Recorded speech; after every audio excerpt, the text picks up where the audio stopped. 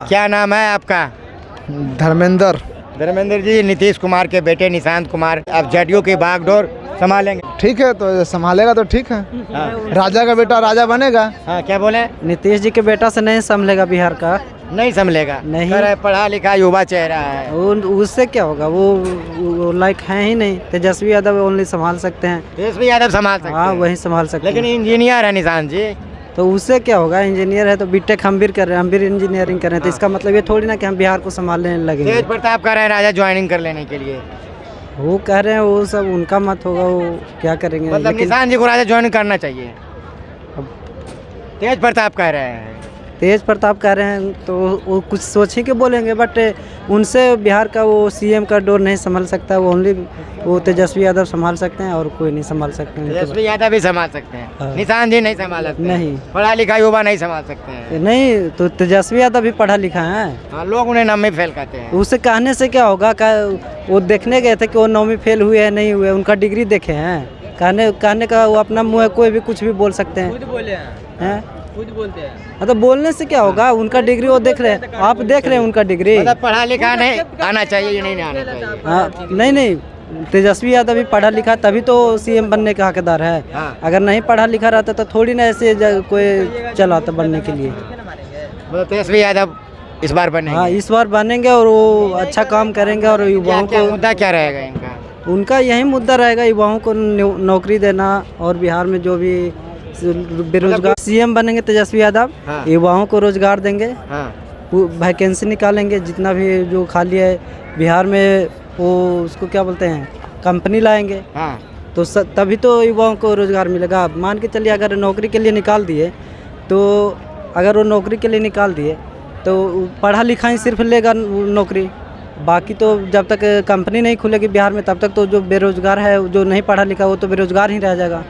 तो कंपनी आएगी तभी बिहार का विकास होगा, वरना ऐसे कुछ नहीं होगा। बाकी बिहार में कंपनी आना चाहिए। बिहार में कंपनी आएगा तो बिहार विकास होगा। बिहार डेवलप होगा। मतलब तेजस्वी यादव ला सकते हैं। हाँ, तेजस्वी यादव ला सकते हैं। नीतीश कुमार तो अब वो हो गए हैं, उनका हो गया, अब उनको तो रिजाइन मार देना चाहिए। कह रहे हैं निशांत जी कह रहे हैं पापा अभी 5 साल फिट है, 5 साल सरकार अच्छे से चला सकते हैं। नहीं, वो अभी फिट नहीं है। फिट रहते तो उनका वो हरकत सही रहता। बस वो स्टेज पे कुछ ऐसा कर देते हैं, उनका हो गया उम्र। चलिए, क्या कहिएगा धर्मेंद्र जी? निशांत जी जदयू की बागडोर संभालने आ रहे हैं। निशांत जी अगर बागडोर संभालने के लिए आ रहे हैं तो ठीक है, संभाले, क्योंकि राजा का बेटा ही राजा बनेगा। लगता है कि यही बात है ना? लगता है राजा का बेटा। यही बात आप कहना चाह रहे हैं कि मैं नहीं कह रहा हूँ कि राज लगाया जा रहा है। राजा का बेटा ही राजा बने। हाँ। तो ठीक है, राजा का बेटा राजा बने। हम लोग तो रोड पर काम कर रहे हैं, हम लोग तो मजदूरी कर रहे हैं, जैसे भी परवरिश कर रहे हैं, परवरिश करते जा रहे हैं। राजा का बेटा राजा बनते जाए। ठीक है, आपको लग रहा है निशांत जी आ रहा है तो राजा का बेटा राजा बनेंगे। हाँ। चिराग जी आए। हाँ। संतोष सुमन आए। हाँ। तेजस्वी प्रसाद यादव आए। हाँ। ये लोग राजा का बेटा नहीं थे। नीतीश कुमार की क्या आइडियोलॉजी है, हम ये जानना चाहते हैं। नीतीश कुमार की क्या आइडियोलॉजी है? वो आपको भी पता है, सबको पता है। नीतीश कुमार की आइडियोलॉजी हमको नहीं पता चलता है क्या उनकी आइडियोलॉजी है। हम लोग तो जानते हैं कि भाजपा की एक आइडियोलॉजी है हिंदू मुस्लिम करना, हिंदुत्व की बात करना, हिंदू की बात करना। ये राष्ट्रीय जनता दल पार्टी का आइडियोलॉजी है कि सामाजिक न्याय की बात करती है। तो उन लोगों का आइडियोलॉजी हमको समझ में आता है, लेकिन नीतीश कुमार का आइडियोलॉजी क्या है हमें अभी तक नहीं समझ में आता कि उनका आइडियोलॉजी क्या है। आखिर जनता को क्या देना चाहते हैं हमें समझ में नहीं आता। आप विकास की बात करते हैं, खाली जब भी नीतीश कुमार पे कुछ आँच आता है तो एक ही बात वो याद दिलाते हैं कि 2005 से पहले क्या था। एक ही बात खाली वो दिलाएंगे कि जंगल राज था। अरे यही बात के लिए हम लोग आपको बार बार मुख्यमंत्री बना। पता है 2005 से पहले क्या था? 2005 से पहले पता हमको नहीं है क्या था। क्या था? कुछ नहीं था। कुछ नहीं था। क्या था हमको नहीं पता है क्या था 2005 से पहले। 2005 से पहले हमको तो लगता था कि सब कुछ ठीक था। हमको लगता है कि सब कुछ ठीक था। लोग कहते हैं जंगल राज था। जंगल राज था तो आज भी जो मंगल राज है, ठीक है, मान लिया आपके पत्रकार महोदय कि आपका हिसाब से जंगल राज था, लेकिन मेरे हिसाब से नहीं, लोग कह रहे हैं। लोग कह रहे हैं, वो भी बात मान लीजिए कि जंगल राज था, लेकिन इस मंगल राज में क्या लोगों को सुविधा मिल रहा है? आज भी एनसीआरबी के आंकड़ा है कि महिलाओं दलितों का 29% लोगों के पास आज भी भूमिहीन है, जिसके पास ज़मीन नहीं है घर बनाने के लिए। सरकार की एक ऐसी योजना है कि जिसके पास ज़मीन रहेगा वही घर बना पाएगा। तो हमें कहने का मतलब इस मंगल राज में आज भी दलितों का हाल बदल नहीं रहा इसमें जमीन देगा ना जी बिहार सरकार। सरकार तो एक नियम बना देने से, पेपर पर लागू कर देने से धरातल पे ज़मीन मिला नहीं मिला। हम भी आज से 4-5 साल पहले भूमिहीन थे, हम भी सोचते थे कि सरकार हमें 3 डिसमिल ज़मीन देता तो एक अच्छा सा मकान बनाते, लेकिन सरकार की हम सोचते रहा कि कहाँ सरकारी ज़मीन है कब्जा करे। कब्जा करने का प्रयास भी किए, लेकिन सब लोग भगा दिया, लेकिन सरकार नहीं दे पाया। लेकिन हमने संघर्ष कर कर कितना मेहनत परिश्रम कर कर हमने 1 पाव ज़मीन खरीद कर घर बना कर रह रहे हैं। लेकिन हम भी एक दलित समाज से ही हैं, हमको ज़मीन नहीं मिला 3 डिसमिल। जब हमारा ऐसा युवा को, जागरूक युवा को 3 डिसमिल ज़मीन नहीं मिला तो किसको मिलेगा? जो आदमी जो 2 शब्द बोल नहीं सकता है माइक पे, उस आदमी को कैसे 3 डिसमिल ज़मीन मिलेगा? सरकार की ऐसा योजना बनाने से जो ज़मीन कागज़ पर ही रह जाए तो हमें नहीं लगता है कि ये कोई भी योजना जो लागू हो पाएगा। योजना बनाने से क्या हो जाएगा? आप धरातल पे लागू कीजिए ना। धरातल पे लागू करने वाला एक ही नेता जो था, वह राष्ट्रीय जनता दल के नेता लालू प्रसाद यादव जो थे, जो बाघ और बकरी को एक ही तालाब में पानी पिलाने के काम किए थे। हम लोग लालू प्रसाद यादव बाघ और बकरी के ताजू पे। हाँ, लेकिन ये बताइए, हाँ। लालू प्रसाद का यादव का कार्यकाल और नीतीश कुमार का कार्यकाल दोनों का बेहतर और दोनों में किसे ज़्यादा डेवलप हुआ है? डेवलप की आप जो बात की है, डेवलप मान लीजिए जाए कि यहाँ पास ज़मीन है, यहाँ से रोड का निर्माण हो जाएगा, तो जिसका ज़मीन यहाँ पास रहेगा ना, उसका 1 करोड़ रुपये कट्ठा ज़मीन का कीमत हो जाएगा। तो जिसके पास ज़मीन की आंकड़ा अगर निकाला जाए लिस्ट, तो ज़्यादातर ज़मीन स्वर्ण समाज के पास, आदमी के पास है। एक आदमी के पास 100 बीघा, 50 बीघा, 25 बीघा ज़मीन है स्वर्ण समाज के पास। जिसके पास है उसी के पास नहीं रहेगा। हाँ, तो अगर ये रोड का निर्माण होगा तो फायदा किसको होगा? जिसके पास ज़मीन है उसका। लेकिन दलित समाज के लोगों के पास ज़मीन नहीं है, तो उससे क्या, अगर यहाँ रोड का निर्माण होगा उससे क्या फ़ायदा होगा? रोड बनना विकास नहीं है। अगर रोड बनना विकास है तो गरीब का विकास कैसे होगा? गरीब आदमी इंसान नहीं है, उसके बारे में कौन सोचेगा? ये रोड बनेगा तो उसके बारे में कौन सोचेगा? सरकार तो कह रहे 3 डिसमिल ज़मीन देंगे, तो हमको काहे नहीं मिला? हमको दिलाइए 3 डिसमिल ज़मीन। हमको 1 पाव ज़मीन है, 2 भाई हैं, हमको दिलाइए सरकार से ज़मीन। हम सरकार को माइक पे बोल रहे हैं। फॉर्म फिलअप कीजिए, जाइए भरिए, आपको भी मिलेगा। कैसे मिलेगा बताइए हमको थोड़ा प्रक्रिया। फॉर्म फिलअप कीजिए, जाके भरिए। और तो हम तो सब कुछ करके थक गए। हाँ, नहीं मिल रहा। जनता दरबार जाइए आप। जनता दरबार, हाँ, वहाँ मतलब नीतीश कुमार सरकार की ऐसी योजना है कि बार बार सब आदमी जाए जनता दरबार। अरे तो जब आप कह रहे हैं नहीं मिला, जाइए जनता दरबार में बैठिए, जाइए मिलिए, नीतीश कुमार से मिलिए, सीएम से मिलिए। नीतीश कुमार मिलेंगे हमसे? बिल्कुल मिलेंगे, सबसे मिलते हैं।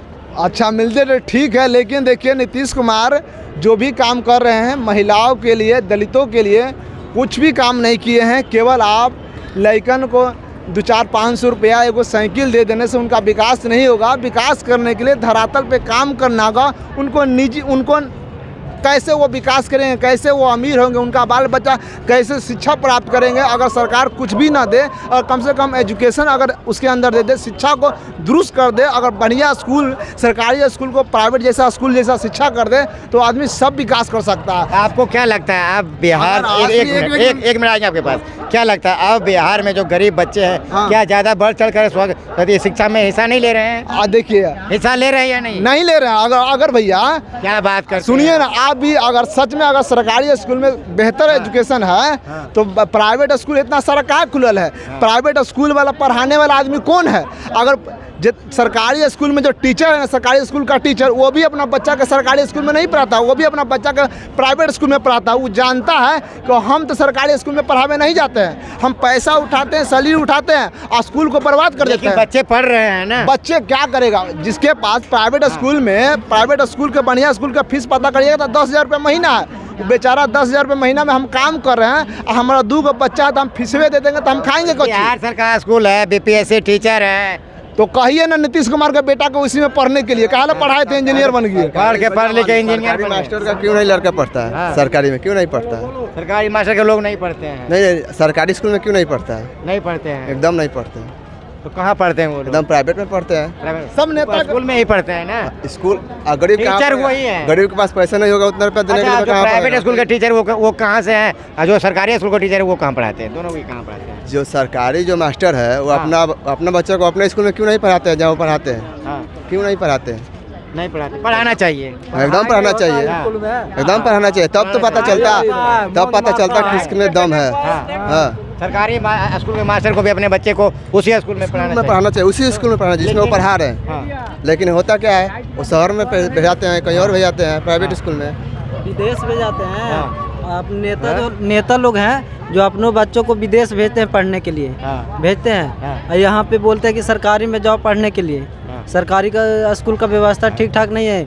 अगर जाता है स्टूडेंट पढ़ने जाता है तो वहाँ पे टीचर पढ़ाते हैं, जैसे टीचर ध्यान दे रहे हैं वैसे बच्चा कर रहे हैं। अगर पढ़ाई हो रहा है तो वहाँ से बच्चा उठ करके चला जा रहा है। तो ये सब कार्रवाई खुद अपने बच्चों को तो नहीं भेज सकते नेता लोग पढ़ने के लिए सरकारी में, वो भेजेंगे सिर्फ विदेश, इंडिया में नहीं। अगर इंडिया में भी भेजेंगे तो बड़ा सा मतलब कोई स्कूल होगा, बड़ा सा कॉलेज होगा। अगर वो वहीं अगर सरकारी स्कूल में भेज के देखें तब पता चलेगा कि कैसा मतलब पढ़ाई होता है, कैसा माहौल सरकारी है। स्कूल के मास्टर को भी सरकारी स्कूल में अपने बच्चे को पढ़ाना चाहिए। हाँ, सभी को पढ़ानी चाहिए। अगर बिहार सही है, बिहार का स्कूल सही है तो फिर सरकारी में क्यों नहीं पढ़ाते, क्यों प्राइवेट में लोग भेज देते हैं? सरकार को इस चीज़ पे ध्यान देना चाहिए। देना चाहिए, बिल्कुल देना चाहिए। क्या कि जो स्कूल में पढ़ा रहे हैं टीचर, वो अपने बच्चे को भी उसी स्कूल में पढ़ाएं। उसी स्कूल में पढ़ाए, एकदम जरूर देना चाहिए ध्यान। हाँ। ऐसा नहीं कि वो उनके सैलरी आ रहे हैं तो अपने बड़े स्कूल में, प्राइवेट स्कूल में भेज दे रहे हैं। जो जिनके पास नहीं मतलब कोई रोजगार है वो सरकारी स्कूल में भेज दे रहे हैं। हाँ, तो कह रहे थे देखिए शिक्षा पे बात कर रहे थे। शिक्षा पे देखिए, इसी देश में वन नेशन वन इलेक्शन की बात हो रहा है। इसी देश में वन नेशन वन इलेक्शन की बात हो रहा है, लेकिन इसी देश में वन नेशन वन एजुकेशन की बात नहीं हो रहा है। नहीं हो रहा है। अगर हमको कुछ नहीं दिया जाए, सरकार कुछ भी ना दे, लेकिन अगर शिक्षा दे देना, अगर यहाँ कंपनी रोजगार नहीं दे, अगर शिक्षा दे देना,